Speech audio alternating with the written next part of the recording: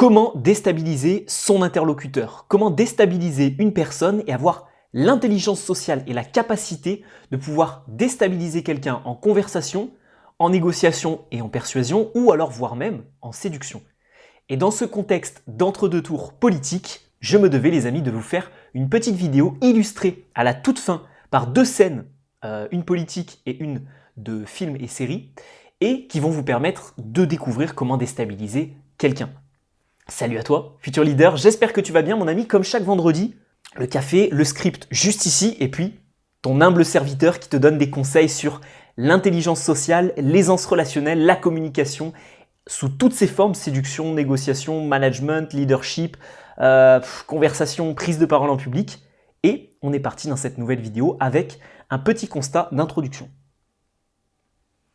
Ce dernier étant de comprendre qu'on n'utilise pas des stratégies d'intelligence sociale sur n'importe qui. Et le but de cette vidéo, c'est vraiment de t'aider à déstabiliser les gens en fonction de leur personnalité. Petite métaphore, on ne va pas utiliser la grosse armée romaine en je ne sais pas quelle année, en quoi, on va dire en -20 avant Jésus-Christ. On ne va pas utiliser la grosse armée romaine pour aller envahir un petit village germain. Bon, pour un petit village gaulois peut-être, mais pas pour un petit village germain, tu vois. On va envoyer juste un petit escadron régler tout ça. Donc là, c'est pareil, on ne va pas utiliser des grosses stratégies à utiliser face à des gens charismatiques, des gens influents, face à quelqu'un qui est timide et qui est déjà en panique quand on le regarde. Je pense que tu es d'accord avec moi. Donc, 3 formes différentes pour déstabiliser quelqu'un en fonction de sa personnalité. Et le premier conseil, la première manière de déstabiliser quelqu'un, c'est seulement et simplement avec le regard. Un regard appuyé, un regard voire même menaçant, un petit peu énervé. On a les sourcils qui se froncent un petit peu, en position basse, resserrés avec un petit pli juste ici, et on commence à se rapprocher de la personne. Et juste, certaines personnes, les regarder comme ça, elles vont commencer à être en panique, elles vont commencer à être déstabilisées. Et ça, c'est le cas pour beaucoup de personnes. Parce que tu le sais, il y a très très peu de gens qui sont à l'aise socialement. Donc, quand tu fais la rencontre de quelqu'un, si tu as envie de le déstabiliser, parce que, peu importe les raisons, tu as envie de déstabiliser cette personne, juste des fois un regard un petit peu appuyé, un petit peu insistant, un petit peu menaçant, et tu peux déjà voir que ton interlocuteur va rougir, va stresser, va regarder par terre, etc. Deuxième stratégie, la première, c'est face aux personnes timides. Et Dieu sait qu'il y en a beaucoup, donc tu peux l'utiliser dans déjà de nombreux cas. La deuxième possibilité, c'est face à des gens qui sont, je dirais, normaux.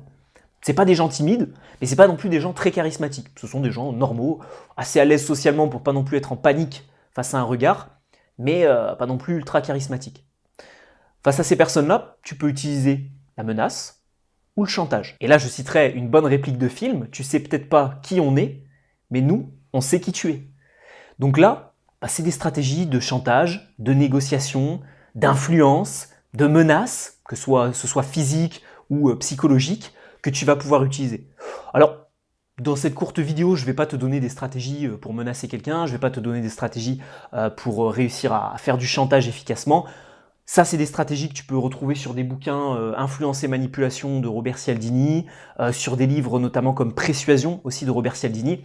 Et tout ça, ce sera, je dirais, prochainement disponible à un certain endroit. Donc abonne-toi à cette chaîne YouTube pour ne rien louper, ça arrive d'ici un bon mois. Donc ceux qui me suivent déjà sur Instagram, vous êtes déjà au courant les amis. Mais sinon, si tu es nouveau sur cette chaîne YouTube et que tu passes par là, au mois de juin, il devrait se passer quelque chose qui devrait énormément t'intéresser si toutes ces stratégies d'intelligence sociale, etc., c'est quelque chose qui t'intéresse énormément et que tu veux développer la tienne. Donc deuxième possibilité, après avoir essayé face aux gens timides le simple regard, face aux gens normaux, la menace ou le chantage. Et troisième stratégie s'utilise face à des gens qui sont charismatiques, influents, peut-être même manipulateurs sur les bords, bref, en tout cas les gens qui ont une bonne intelligence sociale et qui savent pertinemment ce qu'ils vont faire et quelles vont être les conséquences de ce qu'ils vont faire d'un point de vue social et d'un point de vue de leur communication.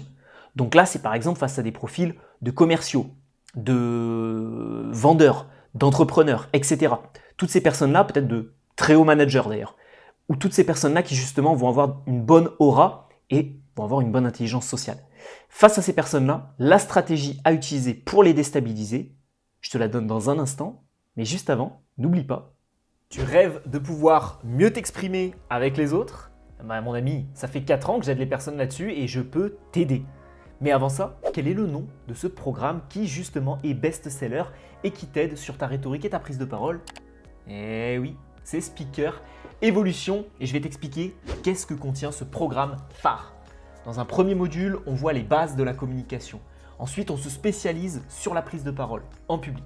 Ensuite, on voit l'art de la conversation avec les gens, puis on enchaîne avec l'intelligence sociale. Et, le petit bonus, la communication post-Covid en vidéo. Et à l'occasion de la présidentielle, je te propose un code promo exceptionnel pour moins 22% de réduction. Ah oui, c'est directement dans ta poche, le code France 2022 qui s'affiche à l'écran.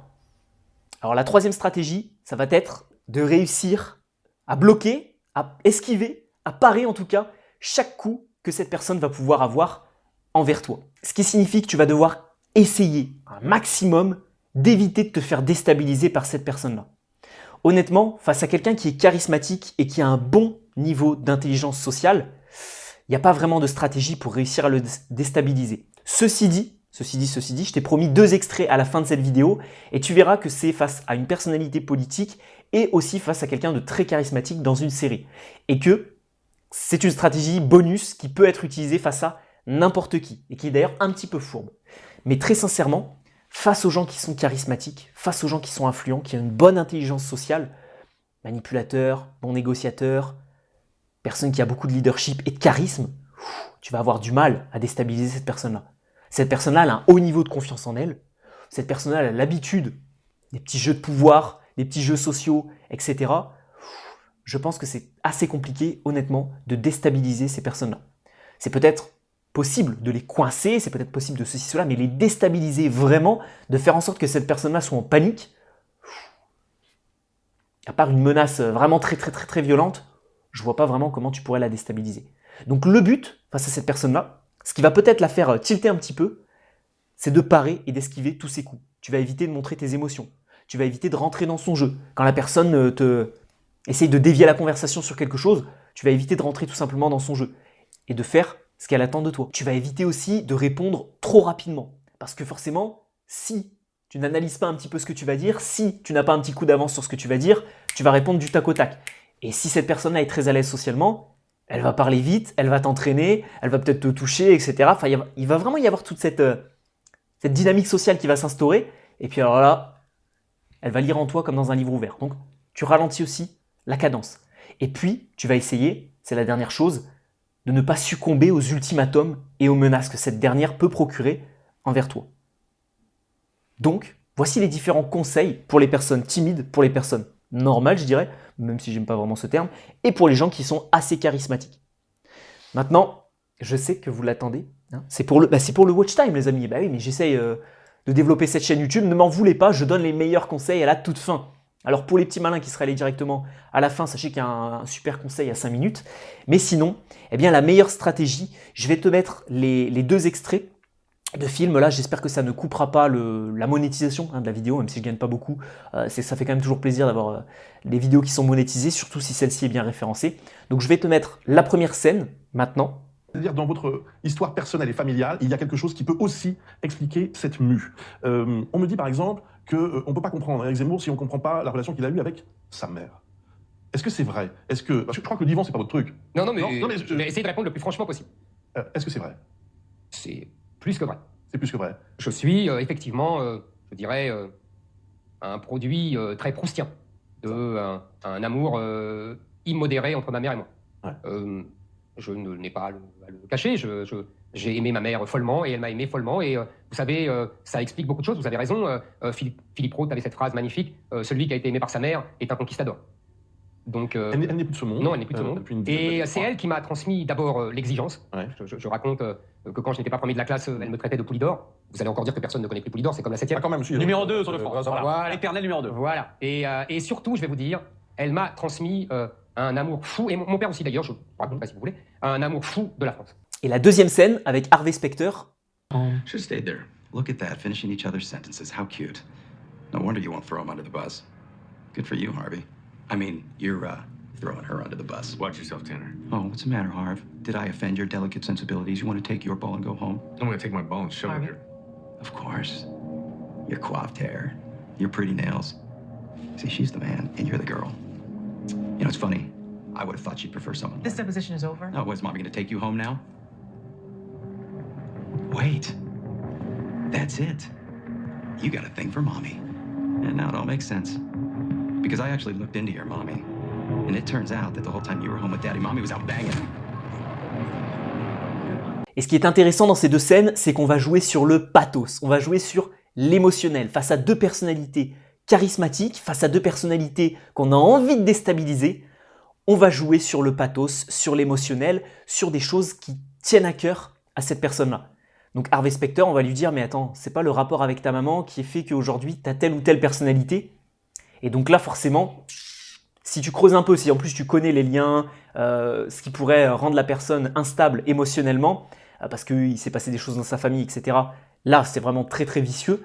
Mais dans la plupart des cas, bah, tu peux utiliser ça. Donc jouer sur le pathos, sur l'émotionnel, sur les rapports entre les gens. Hein. C'est parce que tu te comportes comme ça, parce que c'est ta copine qui domine à la maison. Tu te comportes comme ça parce que ta maman, etc., etc.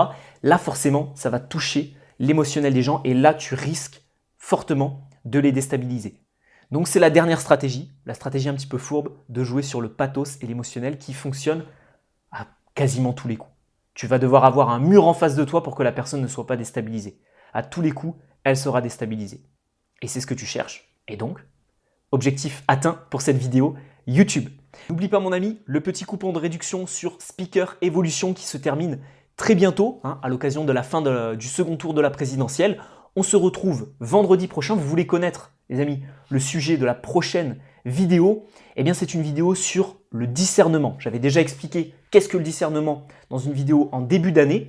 Eh bien là, je te propose une vidéo sur comment faire preuve de discernement, améliorer son discernement grâce à 4 ou 5 stratégies. On verra ça la semaine prochaine. Et puis en attendant, tu as la possibilité ici de regarder Speaker Evolution, de voir ça en détail, ou alors de cliquer sur ma petite tête pour t'abonner et ici, de poursuivre la lecture vers d'autres vidéos sur l'intelligence sociale.